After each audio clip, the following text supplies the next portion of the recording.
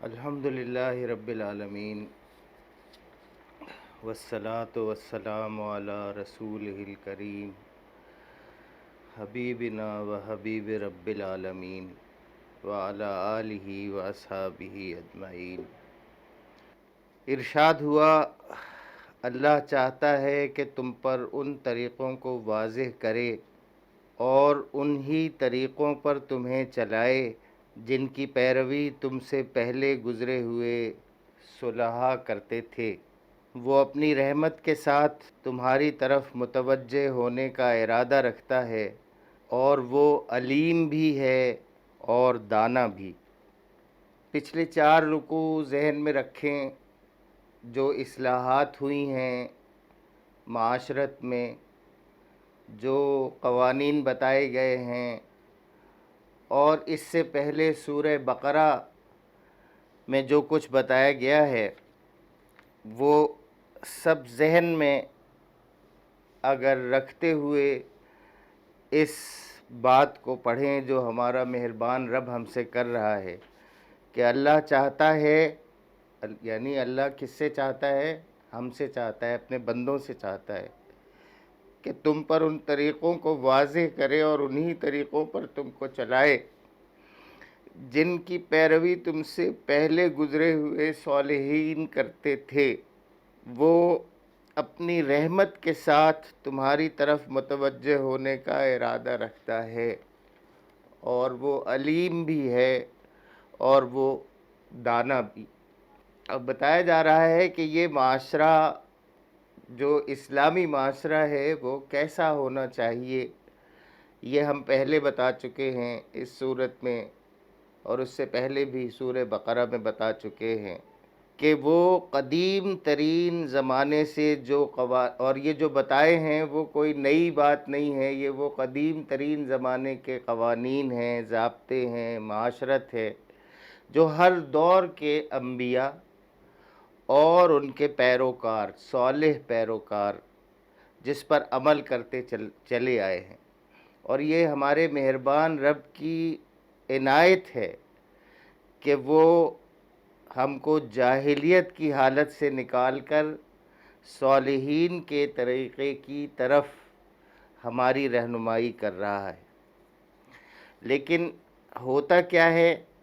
ہاں، اللہ تو تم پر رحمت کے ساتھ توجہ کرنا چاہتا ہے، مگر جو لوگ خود اپنی خواہشات نفس کی پیروی کر رہے ہیں وہ چاہتے ہیں کہ تم راہ راست سے ہٹ کر دور نکل جاؤ۔ تو یہ بات یہاں تھوڑی سی غور کرنے کی ہے، تھوڑی سی سمجھنے کی ہے کہ اللہ کتنی پیار اور کتنی محبت سے ہم کو وہ طریقے بتا رہا ہے جو انسانیت کا حسن ہے، اور اس سے پہلے کے انبیاء اور ان کے صالحین جو پیروکار تھے، نیک پیروکار، یہ ان کا طریقہ کار ہیں۔ لیکن جو چیز رکاوٹ بنتی ہے، جو چیز مسئلہ کرتی ہے، وہ ہے خواہش نفس، کہ جو لوگ اپنی خواہش نفس کی پیروی چاہتے ہیں وہ یہ چاہتے ہیں کہ تم کو اس راہ سے ہٹا دے۔ یہاں معلوم ہوا کہ خطاب جو ہے وہ عام اکثریت سے ہو رہا ہے، اور عام اکثریت کو یہ بات بتائی جا رہی ہے کہ کچھ لوگ ایسے ہیں معاشرے میں جو اپنی خواہش نفس کی پیروی کرنا چاہتے ہیں، اپنی خواہش نفس کے مطابق۔ اب یہاں پہ خواہشات نفس کی پیروی کیا ہوگی؟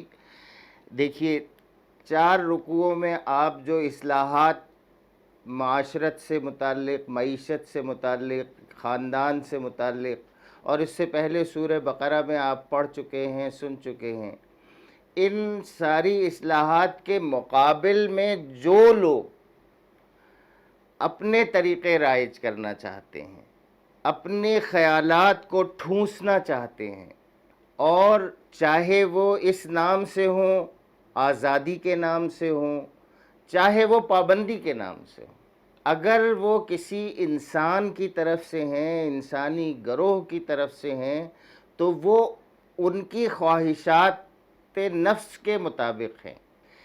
بطور انسان یہ بات سمجھ لیجئے کہ کوئی بھی انسان جب اجتماعی معاملات میں آپ کی رہنمائی اپنے مرضی، اپنے خیالات کے مطابق کرنا چاہے گا، یا کوئی گروہ اپنے خیالات کو تمام انسانوں پہ ٹھونسنا چاہے گا، تو وہ غیر جانبدار ہو ہی نہیں سکتا۔ وہ اپنی خواہش نفس کے مطابق فیصلے کرے گا، بظاہر وہ نظر آ رہا ہو بہت خوشنما۔ اس لیے کہ عام طور پر یہ بھی ہوتا ہے کہ جو لوگ اپنے خیالات کا پرچار کرتے ہیں اور اپنے خیالات کو نافذ کرنا چاہتے ہیں، ان کے پاس زمین پر قوت نافذہ بھی ہوتی ہے، دولت بھی ہوتی ہے، حکومت بھی ہوتی ہے، اختیار بھی ہوتا ہے، میڈیا بھی ہوتا ہے، سازش کرنے کے اور بات کو دوسروں تک پہنچانے کے سارے ذرائع وہ اختیار کرتے ہیں۔ اللہ تبارک و تعالیٰ کہہ رہا ہے کہ تم ان سب کو رد کر کے اس کتاب کی طرف آؤ، کیونکہ اس کتاب میں جو ہدایت ہے وہ ہدایت کہاں سے آ رہی ہے؟ اللہ تعالیٰ کی طرف سے آ رہی ہے۔ کیوں آ رہی ہے؟ اس لیے کہ تم کو ان لوگوں کی پیروی کی طرف لے کے جائیں جو اللہ کے محبوب ہیں، اللہ کے محبوب رہے ہیں، اللہ کے انبیاء اور سارے صالحین۔ اب جو منافقین تھے اس وقت، اور جو پرانے فنڈامنٹلسٹ جاہل تھے، جو پرانے طور طریقوں کو بدلنا نہیں چاہتے تھے، اور مدینہ میں بالخصوص جو نواح میں یہود آباد تھے، ان کا جو طریقہ وہ ان اصلاحات کو سخت برا سمجھتے تھے، جو تمدن اور معاشرت میں صدیوں کے جمے اور رچے ہوئے تعصبات اور رسم و رواج کے خلاف کی جا رہی تھیں، جیسا کہ میراث میں لڑکیوں کا حصہ، جیسا کہ بیوہ عورت کا سسرال کی بندش سے رہائی پانا، اور عدت کے بعد اس کا ہر شخص سے نکاح کے لیے آزاد ہو جانا، سوتیلی ماں سے نکاح حرام ہونا، دو بہنوں کے ایک ساتھ نکاح میں جمع ہو جانے کو ناجائز قرار دینا، منہ بولے بیٹے کو وراثت سے محروم کرنا، اور منہ بولے باپ کے لیے منہ بولے بیٹے کی بیوہ اور مطلقہ کا حلال ہونا، یہ اور اس طرح کی دوسری اصلاحات میں سے ایک چیز ایسی تھی جس پر بڑے بوڑھے اور آبائی رسوم کے پرستار چیخ چیخ اٹھتے تھے۔ مدتوں ان احکام پر چیمگوئیاں ہوتی رہتی تھیں۔ شرارت پسند لوگ ان باتوں کو لے کر نبی صلی اللہ علیہ وسلم اور آپ کی دعوت اصلاح کے خلاف لوگوں کو بھڑکاتے پھرتے تھے۔ مثلاً جو شخص کسی ایسے نکاح سے پیدا ہوا تھا جسے اب اسلامی سوسائٹی، اسلامی شریعت حرام قرار دے رہی تھی، اس کو یہ کہہ کر اشتعال دلایا جاتا تھا کہ لیجئے، آج جو نئے احکام وہاں سے آئے ہیں ان کی روح سے آپ کی ماں اور آپ کے باپ کا تعلق ناجائز قرار دیا گیا ہے۔ اس طرح یہ نادان لوگ اس اصلاح کے کام میں رکاوٹیں ڈال رہے تھے جو اس وقت احکام الہی کے تحت انجام دیا جا رہا تھا۔ دوسری طرف یہود تھے جنہوں نے صدیوں کی بال کی کھال نکالنے کا طریقہ اختیار کیا ہوا تھا شریعت میں، اور اصل خدائی شریعت پر اپنے خود ساختہ احکام اور قوانین کا ایک خول چڑھا رکھا تھا۔ بے شمار پابندیاں اور باریکیاں اور سختیاں تھیں جو انہوں نے شریعت میں بڑھائی ہوئی تھیں۔ بکثرت حلال چیزیں ایسی تھیں جنہیں وہ حرام کر بیٹھے تھے۔ بہت سے اوہام تھے جن کو انہوں نے قانون خداوندی میں داخل کر لیا تھا۔ اب یہ بات ان کے علماء اور عوام دونوں کی ذہنیت اور مذاق کے بالکل خلاف تھی کہ وہ اس سیدھی سادی شریعت کی قدر پہچان سکتے جو قرآن پیش کرتا ہے۔ وہ قرآن کے احکام کو سن کر بیتاب ہو جاتے تھے، ایک چیز پر 100 اعتراض کرتے تھے۔ ان کا مطالبہ یہ تھا کہ یا تو قرآن ان کے فقہا کے تمام اجتہادات اور ان کے اسلاف کے سارے اوہام و خرافات کو شریعت الہی قرار دے، ورنہ یہ ہرگز کتاب الہی نہیں ہے۔ مثال کے طور پر یہودیوں کے ہاں دستور تھا کہ ایام ماہواری میں عورت کو بالکل ناپاک سمجھا جاتا تھا، نہ اس کا پکایا ہوا کھاتے تھے، نہ اس کے ہاتھ کا پانی پیتے تھے، نہ اس کے ساتھ فرش پر بیٹھتے تھے، بلکہ اس کے ہاتھ چھو جانے کو بھی مکروہ سمجھتے تھے۔ ان چند دنوں میں عورت خود اپنے گھر میں اچھوت بن کر رہ جاتی تھی۔ یہی رواج یہودیوں کے اثر سے مدینہ کے انصار میں آ گیا۔ جب نبی صلی اللہ علیہ وسلم مدینہ طیبہ تشریف لائے تو آپ سے اس کے متعلق سوال کیا گیا۔ جواب میں وہ آیت آئی جو سورہ بقرہ رکوع 28 کے آغاز میں درج ہے۔ نبی صلی اللہ علیہ وسلم نے اس آیت کی روح سے حکم دیا کہ ایام ماہواری میں صرف مباشرت ناجائز ہے، باقی تمام تعلقات عورتوں کے ساتھ اسی طرح رکھے جائیں جس طرح دوسرے دنوں میں ہوتے ہیں۔ اس پر یہودیوں میں شور مچ گیا، وہ کہنے لگے کہ یہ شخص تو قسم کھا کر بیٹھا ہے کہ جو کچھ ہمارے ہاں حرام ہے اسے حلال کر کے رہے گا، اور جس چیز کو ہم ناپاک سمجھتے ہیں اسے پاک قرار دے گا۔ یہ دو رویے آپ کے سامنے یہاں تفہیم القرآن میں مولانا نے اس زمانے کے معاشرت کے پیش کیے ہیں، جو مدینہ میں موجود تھے لوگ، جو آزاد خیال تھے، اور اس کے برعکس ایک یہود کا علماء کا طبقہ تھا جن کی طرف سے سخت پابندیاں تھیں، ایسی پابندیاں جو اللہ تبارک و تعالیٰ کو مقصود نہیں تھیں، اور شریعت کو انہوں نے چھپا کے رکھا ہوا تھا، اللہ کے احکام کو چھپا کے رکھا ہوا تھا، اپنی مرضی سے انہوں نے سخت کچھ احکام جو ہے وہ نافذ کیے ہوئے تھے بال کی کھال نکال کر، اور اس کے برعکس ایک آزاد خیال طبقہ تھا۔ ان دونوں کو پریشانی تھی۔ یہی صورت آج بھی درپیش ہے کہ ایک آزاد خیال طبقہ ہے جو مادر پدر آزادی چاہتا ہے، ہر چیز کی آزادی چاہتا ہے، اور ایک مذہبی طبقہ ہے جنہوں نے صدیوں سے بنے ہوئے اپنے بہت ساری چھوٹی چھوٹی باریک باریک چیزوں کو دیکھ کر نکال کر اس وقت کے حالات کے مطابق بھی جو چل رہی ہوں وہ بھی، اور اپنے ظاہر ہے کہ نظر، انسان کی نظر ایک حد تک ہی دیکھ سکتی ہے، کتنی ہی تیز ہو، تو وہ انہوں نے اپنی نظر تک کو محدود سمجھتے ہوئے رکھتے ہوئے ہی انسانوں کے لیے کچھ ایسے فقہی ضابطے بنا دیے جن کے نتیجے میں انسان کی اگلی زندگی تنگ ہوتی جاتی ہے۔ اس کے برعکس قرآن مجید ہے، وہ جو طرز فکر دیتا ہے، وہ جو قوانین دیتا ہے، وہ جو ضابطے دیتا ہے، یہ وہ ہیں جو تمام انبیاء اور صالحین جس کو اختیار کرتے رہے۔ تو ایک صالح معاشرہ اگر بنانا ہے تو وہ اس قرآن کے مطابق بنانا ہوگا، حضور صلی اللہ علیہ وسلم کی ہدایات کے مطابق بنانا ہوگا۔ اس کے برعکس جو لوگ اپنی خواہشات نفس چاہتے ہیں، اس کی پیروی چاہتے ہیں، اس کی پیروی کروانا چاہتے ہیں، چاہے وہ دنیاوی اعتبار سے کتنے ہی با اختیار ہوں اور مذہبی اعتبار سے کتنے ہی بلند مرتبے کے ہوں، ان کے خیالات کو چھوڑتے ہوئے، قرآن مجید سے رجوع کرتے ہوئے، اس کی شریعت اور اس کے طریقت کو اختیار کرتے ہوئے، اس میں فلاح ہے۔ ارشاد ہوتا ہے کہ اللہ چاہتا ہے کہ تم پر ان طریقوں کو واضح کرے اس کتاب کے ذریعے، اور انہی طریقوں پر تمہیں چلائے جن پر تم سے پہلے گزرے ہوئے صلحاء چل چکے ہیں۔ وہ اپنی رحمت کے ساتھ تمہاری طرف متوجہ ہونے کا ارادہ رکھتا ہے، اور وہ علیم بھی ہے، دانا بھی۔ اللہ تو تم پر رحمت کے ساتھ توجہ کرنا چاہتا ہے، اسی لیے یہ کتاب نازل کی اور اس میں احکام کھول کھول کر بیان کیے ہیں۔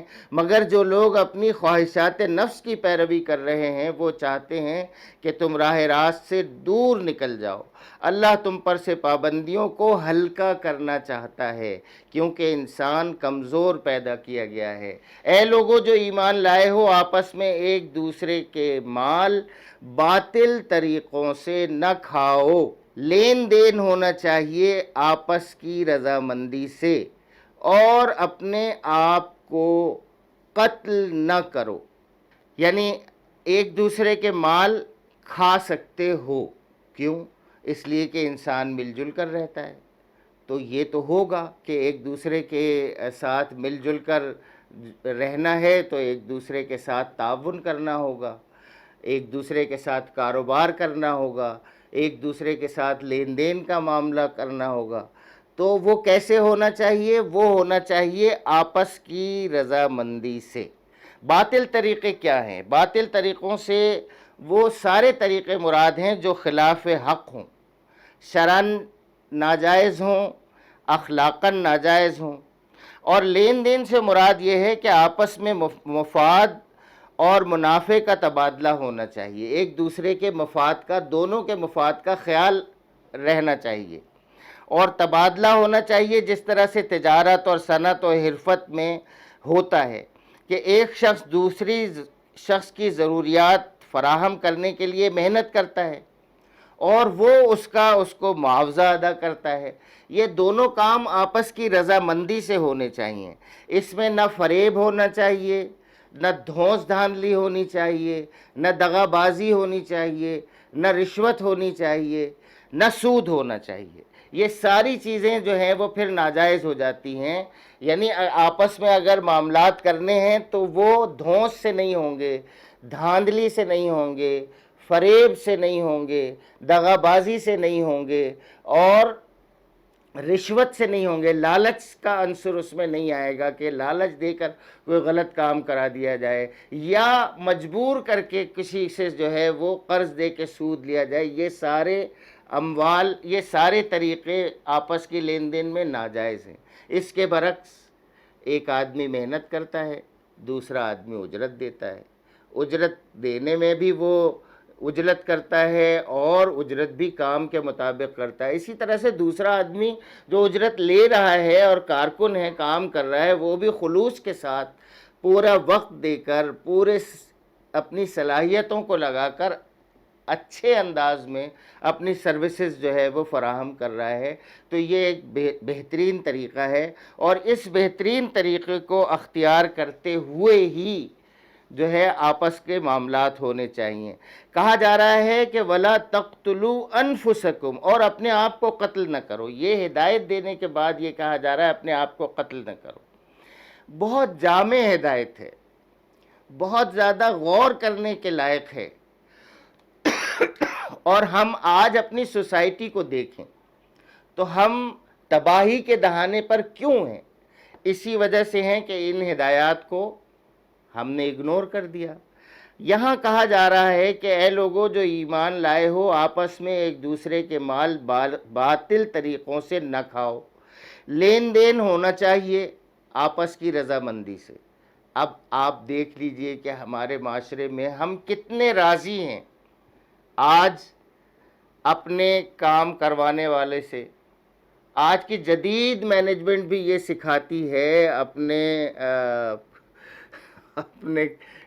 جو مالکان ہیں بڑی بڑی کمپنیز کے، ان کو یہ سکھاتی ہے کہ بھئی آپ کسی طرح سے اپنے اسٹاف کو راضی رکھیں، اپنے اسٹاف کو خوش رکھیں، تنخواہ کے علاوہ دوسرے بینیفٹس دینا، اور جناب ریٹائرمنٹ کے بعد مر جائیں تو یہ وہ پھر اس کے بعد جو ہے وہ کام کو چھوڑ کر ایک دن پکنک کے لیے لے جانا، طرح طرح کے طریقے اختیار کرتے ہیں۔ کیوں؟ کہ وہ راضی رہیں۔ وہ راضی رہیں گے تو کیا ہوگا؟ نتیجہ کیا نکلتا ہے؟ نتیجہ نکلتا ہے کمپنی ترقی کرتی ہے۔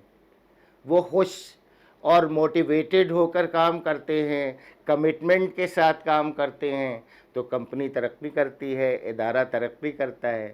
اور اگر کسی کمپنی میں ایسے لوگ آ جائیں جو چوری کرتے ہوں، جو بے ایمانی کرتے ہوں، جو موقع ملے تو ایک چمچہ ہی جو ہے وہ روزانہ جیب میں رکھ کے لے جائیں، یا واش روم سے صابن اٹھا کے لے جائیں، یا جو ہے وہ کسی دواؤں کا اگر ادارہ ہے تو دوائیں جو ہیں وہ لے جائیں، یا جو بھی چیز پروڈیوس ہوتی ہے اس کو وہ استعمال کریں، یا ادارے کو ہی کھا رہے ہوں صرف اس وجہ سے کہ ان کی دل میں یہ بات بیٹھی ہوئی ہے کہ میں جہاں کام کرتا ہوں یہاں پہ میری محنت جو لگتی ہے وہ پورا اس کا مجھے بدلہ نہیں ملتا، اس لیے میرا حق ہے کہ میں اس کو نقصان پہنچاؤں، یا اس کو نقصان نہ پہنچاؤں، اس کو فائدہ ہی پہنچاتا رہوں، لیکن اپنا جو حق ہے جو مجھے نہیں پورا ملتا اس کو کسی اور طریقے سے استعمال کر لوں، میرے نزدیک جو ہے وہ چوری بھی اس کی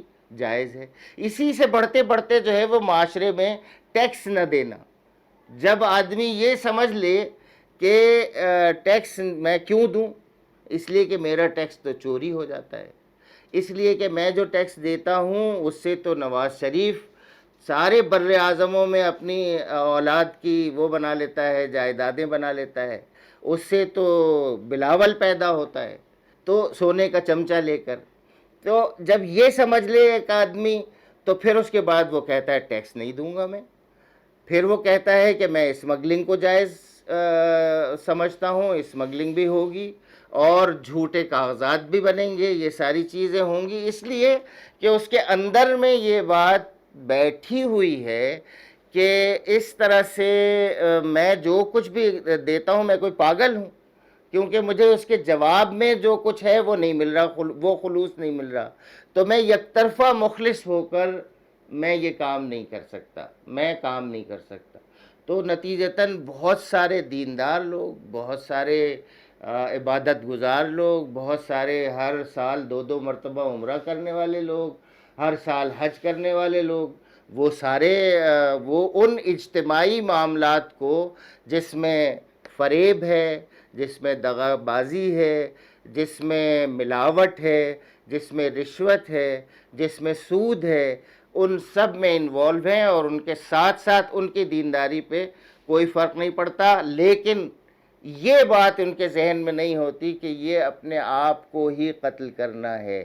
آج ہم دیکھتے ہیں کہ کچھ لوگ خوشحال ہیں اور اسی سسٹم میں، اسی دغابازی کے سسٹم میں، اسی سود کے سسٹم میں، اسی فریب کے سسٹم میں، اسی رشوت کے سسٹم میں، اسی میں چلتے ہوئے سروائیو کر رہے ہیں، لیکن اچانک سے دھڑام سے گر جاتے ہیں، یا جیسے ہی وہ مرتے ہیں ان کی اولاد وہ کچھ نہیں کر پاتی، اس لیے کہ جھوٹ پہ قائم تھی، ساری چیز جھوٹ پہ قائم تھی، بنیادی ٹیلنٹ نہیں تھا، بلکہ فریب کاری کا ایک ملمہ چڑھا ہوا تھا، وہ گیا اور وہ دھڑام سے ساری امپائر بیٹھ گئی۔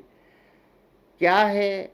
یہ ہے یہاں جو کہا جا رہا ہے اپنے آپ کو قتل نہ کرو۔ اگر تم بنیاد اپنے اجتماعی معاملات کی دھوکے پہ رکھو گے، فریب پہ رکھو گے، کرپشن پہ رکھو گے، سود پہ رکھو گے، تو اس کے نتیجے میں کیا ہوگا؟ معاشرے میں بے چینی ہوگی، بد امنی ہوگی، بے سکونی ہوگی، پروڈکشن ٹھیک نہیں ہو رہی ہوگی، ہر چیز موجود ہوگی لیکن ہر چیز کی کمی ہوگی۔ یعنی چینی کی پیداوار، گنے کی پیداوار بھرپور ہوگی زمین پہ، لیکن چینی کی شارٹیج ہوگی، اس لیے کہ وہاں پہ جہانگیر ترین موجود ہوں گے۔ گندم کی جو ہے وہ پیداوار وہ بہت اچھی ہوگی اور کوئی کمی نہیں ہوگی، اگر 22 کروڑ ہیں تو 24-25 کروڑ کے لیے بھی پوری ہوگی، ایمانداری سے اگر کیا جائے تو ایکسپورٹ بھی ہو سکتی ہے، لیکن وہاں خسرو بختیار موجود ہوں گے۔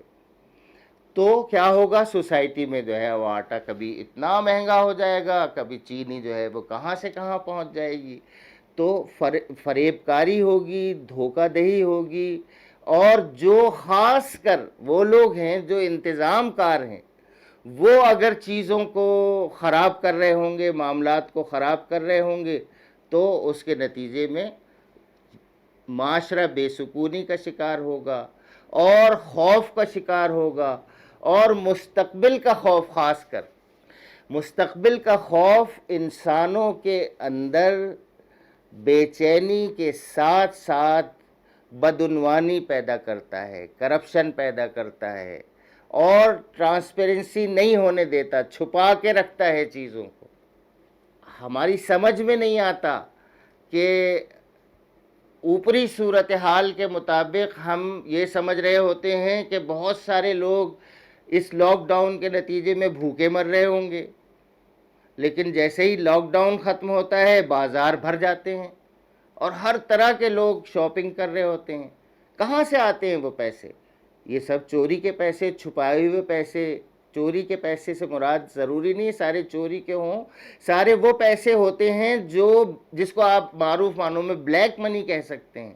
جب آپ دیکھیں کہ ہر جگہ لوگ جہاں بیٹھے ہوں وہ برائی کر رہے ہوں، جہاں بیٹھے لوگ کہہ رہے ہوں کہ حالات بہت خراب ہیں، کاروبار نہیں چل رہا، کام نہیں ہو رہا، اور جب آپ بازاروں میں جائیں، جب ابھی آپ ریسٹورنٹس کھول دیں، آؤٹ ایٹنگ کی اجازت دے دیں، آپ دیکھیں کہ آؤٹ ایٹنگ کے سارے مراکز بھرے ہوئے ہوں گے۔ تو اس کا مطلب یہ ہے کہ بلیک منی ہی گردش کر رہی ہے۔ تو جو معاشرے بلیک منی پہ کھڑے ہوئے ہوتے ہیں، خراب رقم پہ کھڑے ہوتے ہیں، ایسے مال پہ کھڑے ہوتے ہیں جس کو دکھایا نہیں جا سکتا، اس معاشرے کے بارے میں منصوبہ ہی نہیں بنایا جا سکتا۔ آج منصوبہ ساز اگر ایمانداری سے منصوبہ بنانے کے لیے بیٹھیں کہ اس لاک ڈاؤن کے بعد معیشت کو کس طرح سے چلایا جائے گا کہ انسان بھوکے نہ رہیں، تو چونکہ حقیقی ڈیٹا نہیں ہے ان کے پاس، اس لیے وہ صحیح پلاننگ ہی نہیں کر سکتے۔ صحیح پلاننگ نہیں ہوگی تو کیا ہوگا؟ بھوکوں مریں گے، ہونے کے باوجود بھوکوں مریں گے۔ آپ یقین کریں اس زمین پر رزق اللہ تبارک و تعالیٰ نے 8 ارب انسان نہیں 32 ارب انسانوں کے لیے تیار کیا ہوا ہے، پیدا کیا ہوا ہے، لیکن یہ 8 ارب بھی اس لاک ڈاؤن اور اس کرونا کی وجہ سے آگے شدید فاقہ کشی کا شکار ہو سکتے ہیں۔ کیوں؟ اس لیے کہ جو انتظام کرنے والے لوگ ہیں، جو آپس میں لین دین کا معاملہ کرنے والے لوگ ہیں، وہ ان ہدایت پر عمل نہیں کر رہے، ایک دوسرے کے مال کو باطل طریقوں سے کھا رہے ہیں۔ کھائے بغیر گزارا نہیں ہے، مل جل کے کام کرنا ہے تو یہ تو ضروری ہے، لیکن مل جل کے کام ہوگا، محبت، وفاداری، خلوص، ایک دوسرے کا خیال کرتے ہوئے، اور اس سے بڑھ کر یوسرون علی انفسہم، اپنے نفس پر دوسروں کو ترجیح دیتے ہوئے سارے وسائل ایسے امٹ کے سامنے آئیں گے، کوئی بھوکا نہیں رہے گا، کوئی بغیر کپڑوں کے نہیں رہے گا، کوئی بغیر چھت کے نہیں رہے گا۔ لیکن اگر باطل طریقوں سے کھاؤ گے تو اپنے آپ کو ہلاک کرو گے۔ کہا جا رہا ہے کہ وَلَا تَقْتُلُوا أَنفُسَكُمْ، اور اپنے آپ کو قتل نہ کرو، یقین مانو کہ اللہ تمہارے اوپر مہربان ہے، اللہ تمہارا خیر خواہ ہے، وہ تمہاری بھلائی چاہتا ہے، اور یہ اس کی مہربانی ہی تو ہے کہ وہ تم کو ایسے کاموں سے منع کر رہا ہے جن کے نتیجے میں تمہاری بربادی بالکل نوشتہ دیوار کی طرح سے لکھی ہوئی ہے۔ تم خود حیران و پریشان ہو، ذرا سا پیچھے پلٹ کر دیکھو، آپس میں ایک دوسرے کے مال باطل طریقوں سے نہ کھاؤ، کسی کو کمزور سمجھ کر دبا کر اس کا حق نہ مارو، کسی کو مجبور سمجھ کر اس کے اوپر ایسا بوجھ نہ لا دو جو وہ سہار نہ سکے گے تو ہم تمہیں آگ میں جھونکیں گے۔ وہ کن لوگوں کو آگ میں جھونکیں گے؟ وہ جو ایک دوسرے کے مال زور زبردستی سے کھاتے ہیں، جو ایک دوسرے کے مال باطل طریقوں سے کھاتے ہیں، جو اپنے ایک دوسرے کے مال دوسروں کی مجبوری سے فائدہ اٹھا کر اور بیجا سود ان کے اوپر لاگو کر کے اپنے مال جو ہے وہ کھاتے ہیں، اپنی جائیدادیں بناتے ہیں۔ ان کو کیا کریں گے ہم؟ ان کو ہم ضرور آگ میں جھونکیں گے، اور یہ اللہ کے لیے کوئی مشکل کام نہیں ہے۔ اگر تم ان بڑے بڑے گناہوں سے پرہیز کرتے رہو جن سے تمہیں منع کیا جا رہا ہے، تو تمہاری چھوٹی موٹی برائیوں کو ہم تمہارے حساب سے ساقط کر دیں گے۔ یہ دیکھیے ایک اور زبردست اسی پیکج میں جو پیچھے چلا آ رہا ہے، جو جتنی پابندیاں لگائی گئی ہیں، جتنے اصول بتائے گئے ہیں، اس میں ایک زبردست اناؤنسمنٹ آ گئی اس حکم کے تحت کہ آپ ان پر خلوص دل سے عمل کریں جو ہدایات بتائی گئی ہیں۔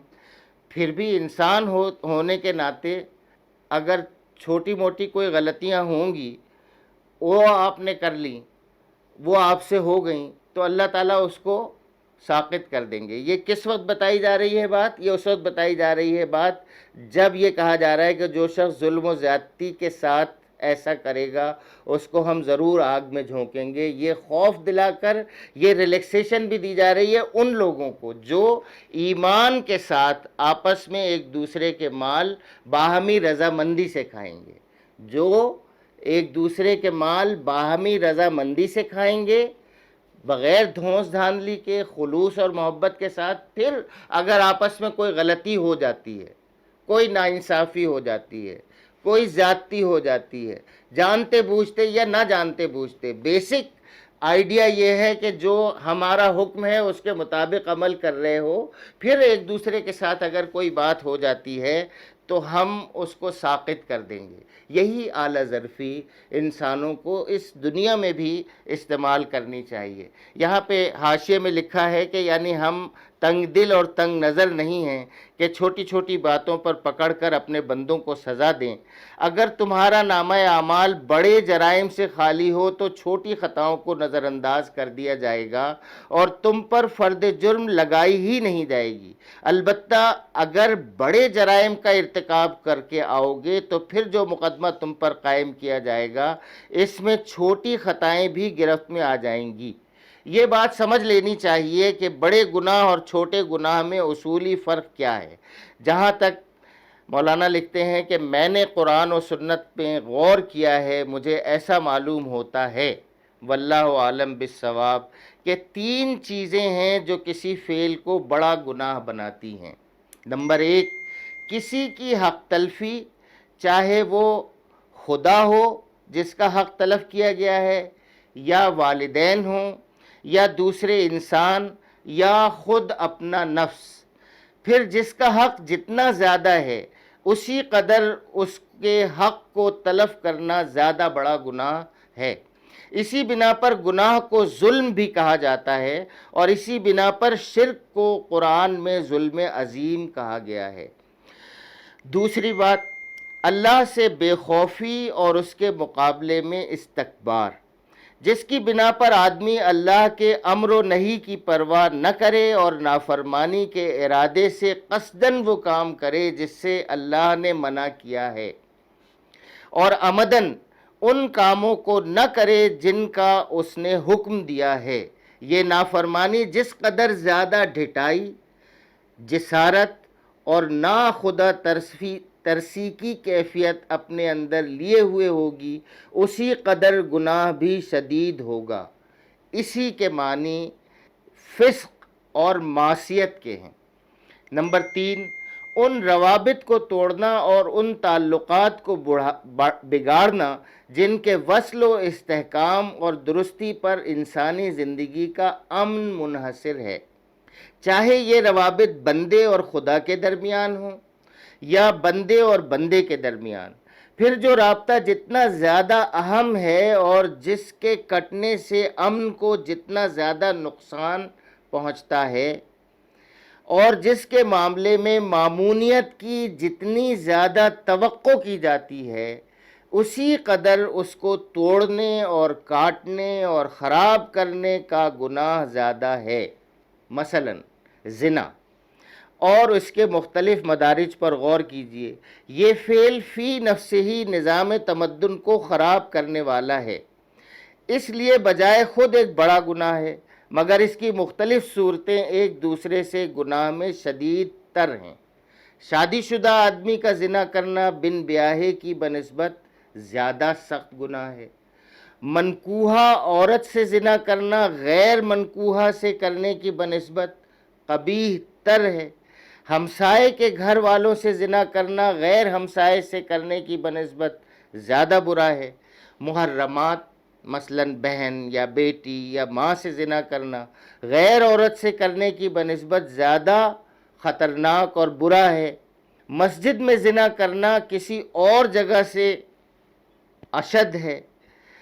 ان مثالوں میں ایک ہی فعل کی مختلف صورتوں کے درمیان گناہ ہونے کی حیثیت سے مدارج کا فرق انہی وجوہ سے ہے جو اوپر بیان ہوئے ہیں. جہاں مامونیت کی توقع جس قدر زیادہ ہے، جہاں انسانی رابطہ جتنا زیادہ مستحق احترام ہے، اور جہاں اس رابطے کو قطع کرنا جس قدر زیادہ موجب فساد ہے، وہاں زنا کا ارتکاب اسی قدر زیادہ شدید گناہ ہے۔ اسی معنی کے لحاظ سے گناہ کے لیے فجور کی اصطلاح استعمال کی جاتی ہے۔ تو یہ جو بات ہے جس کی وضاحت یہاں پہ مولانا نے کی ہے کہ تم ان بڑے بڑے گناہوں سے پرہیز کرتے رہو جس سے تمہیں منع کیا جا رہا ہے، تو تمہاری چھوٹی موٹی برائیوں کو ہم تمہارے حساب سے ساقط کر دیں گے۔ کہ یہاں بڑے گناہ کیا ہیں اس کی وضاحت یہاں پہ آ گئی۔ اس وضاحت کو سمجھتے ہوئے اگر ہم پوری زندگی کے معاملات پر لاگو کریں تو ہم بہت کچھ اس سے روشنی اور ہدایت حاصل کر سکتے ہیں، اور تم کو عزت کی جگہ داخل کریں گے۔ اور جو کچھ اللہ نے تم میں سے کسی کو دوسرے کے مقابلے میں زیادہ دیا ہے اس کی تمنا نہ کرو۔ یہ معاشرے میں لالچ کو، حسد کو، بغض کو، کینہ کو ختم کرنے کے لیے ہے یہ ہدایت کہ اور جو کچھ اللہ نے تم میں سے کسی کو دوسرے کے مقابلے میں زیادہ دیا ہے اس کی تمنا نہ کرو۔ جو کچھ مردوں نے کمایا ہے اس کے مطابق ان کا حصہ ہے، اور جو کچھ عورتوں نے کمایا ہے اس کے مطابق ان کا حصہ ہے۔ ہاں، اللہ سے اس کے فضل کی دعا مانگتے رہو، یقیناً اللہ ہر چیز پر علم رکھتا ہے۔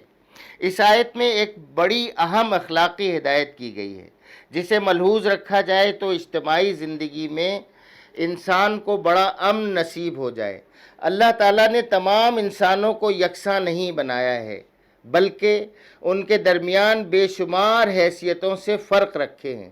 کوئی خوبصورت ہے اور کوئی بدصورت، کوئی خوش آواز ہے اور کوئی بد آواز، کوئی طاقتور ہے اور کوئی کمزور، کوئی سلیم الاعضاء ہے اور کوئی پیدائشی طور پر جسمانی نقص لے کر آیا ہے۔ کسی کو جسمانی اور ذہنی قوتوں میں سے کوئی قوت زیادہ دی ہے اور کسی کو کوئی دوسری قوت، کسی کو بہتر حالات میں پیدا کیا ہے اور کسی کو بدتر حالات میں، کسی کو زیادہ ذرائع دیے ہیں اور کسی کو کم۔ اسی فرق و امتیاز پر انسانی تمدن کی ساری ورائٹی، ساری گوناگونی قائم ہے، اور عین تقاضائے حکمت ہے۔ جہاں اس فرق کو اس کے فطری حدود سے بڑھا کر انسان اپنے مصنوعی امتیازات کا اس پر اضافہ کرتا ہے، یعنی ان خصوصیات میں کمی یا اضافے کی وجہ سے ڈسکرمنیٹ کرتا ہے، وہاں ایک نوعیت کا فساد رونما ہوتا ہے۔ اور جہاں سرے سے اس فرق کو مٹا دینے کے لیے فطرت سے جنگ کی کوشش کی جاتی ہے، وہاں ایک دوسری نوعیت کا فساد برپا ہوتا ہے۔ آدمی کی یہ ذہنیت کہ جسے کسی حیثیت سے اپنے مقابلے میں بڑھا ہوا دیکھے بے چین ہو جائے، یہی اجتماعی زندگی میں رشک، حسد، رقابت، عداوت، مزاحمت اور کشاکش کی جڑ ہے۔ اور اس کا نتیجہ یہ ہوتا ہے کہ جو فضل اسے جائز طریقوں سے حاصل نہیں ہوتا، اسے پھر وہ ناجائز تدبیروں سے حاصل کرنے پر اتر آتا ہے۔ اللہ تعالیٰ اس آیت میں اسی ذہنیت سے بچنے کی ہدایت فرما رہا ہے۔ اس کے ارشاد کا مدعا یہ ہے کہ جو فضل اس نے دوسروں کو دیا ہو اس کی تمنا نہ کرو، البتہ اللہ سے فضل کی دعا کرو۔ وہ جس فضل کو اپنے علم و حکمت سے تمہارے لیے مناسب سمجھے گا عطا فرما دے گا۔ اور یہ جو فرمایا کہ مردوں نے جو کچھ کمایا ہے اس کے مطابق ان کا حصہ ہے، اور جو کچھ عورتوں نے کمایا ہے اس کے مطابق ان کا حصہ، اس کا مطلب جہاں تک میں سمجھ سکا ہوں یہ ہے کہ مردوں اور عورتوں میں سے جس کو جو کچھ اللہ نے دیا ہے اس کو استعمال کر کے جو جتنی اور جیسی برائی یا بھلائی کمائے گا اسی کے مطابق یا بالفاظ دیگر اسی کی جنس سے اللہ کے ہاں حصہ پائے گا۔ تو بات سمجھ میں آ رہی ہے کہ اگر آپ کو اللہ تعالیٰ نے کچھ خوش آوازی عطا فرمائی ہے اور آپ یہ سمجھتے ہیں کہ کسی دوسرے کی آواز مجھ سے زیادہ اچھی ہے، اور آپ کسی مقابلے میں جا رہے ہیں، تو آپ سازش کریں کہ اس کو کسی طرح سے اس مقابلے میں شریک ہونے سے ہٹا دیں، یا اس کو بلائیں کسی وقت اور اس کو ایسی چیز کھلا دیں جس سے اس کی آواز ہی خراب ہو جائے اور آپ مقابلے میں چلے جائیں۔ بجائے اس کے رویہ کیا ہونا چاہیے کہ آپ کو جو کچھ اللہ تعالیٰ نے دیا ہے اس کو آپ اسی سے دعا کریں، اس میں اضافہ کرنے کی، اور جو کچھ ہے اس میں پرفارم کریں۔ جو کچھ آپ کو دیا ہے اللہ تعالیٰ اسی کے مطابق آپ کا امتحان کرے گا، اسی کے مطابق جو ہے وہ حالات کے مطابق دیکھے گا، آپ کی پرفارمنس کو دیکھا جائے گا۔ یہ نہیں ہے کہ آپ کی پرفارمنس کو کسی دوسرے کو جس کو اللہ تعالیٰ نے زیادہ چیز عطا کی ہے اس کے مطابق دیکھے گا، بلکہ جو کچھ آپ کو عطا کیا ہے اس کے مطابق آپ کو جانچا جائے گا۔ آگے ارشاد ہوا، اور ہم نے ہر اس ترکے کے حقدار مقرر کر دیے ہیں جو والدین اور رشتہ دار چھوڑیں، اب رہے وہ لوگ جن سے تمہارے عہد و پیمان ہوں تو ان کا حصہ انہیں دو، یقیناً اللہ ہر چیز پر نگراں ہے۔ یہ اہل عرب میں ایک قاعدہ تھا کہ جن لوگوں کے درمیان دوستی اور بھائی چارے کے عہد و پیمان ہو جاتے تھے وہ ایک دوسرے کی میراث کے حقدار بن جاتے تھے۔ اسی طرح جسے بیٹا بنا لیا جاتا تھا وہ بھی منہ بولے باپ کا وارث قرار پاتا تھا۔ اس آیت میں جاہلیت کے اس طریقے کو منسوخ کرتے ہوئے ارشاد فرمایا گیا ہے کہ وراثت تو اسی قاعدے کے مطابق رشتہ داروں میں تقسیم ہونی چاہیے جو ہم نے مقرر کر دیا ہے، البتہ جن لوگوں سے تمہارے عہد و پیمان ہوں ان کو اپنی زندگی میں جو کچھ چاہو دے سکتے ہیں۔ یہاں پہ ہمارا آج 5واں رکوع ختم ہوتا ہے، اور انشاءاللہ ہم کل اگلے 6 رکوع سے آغاز کریں گے۔ وآخر دعوانا ان الحمد للہ رب العالمین۔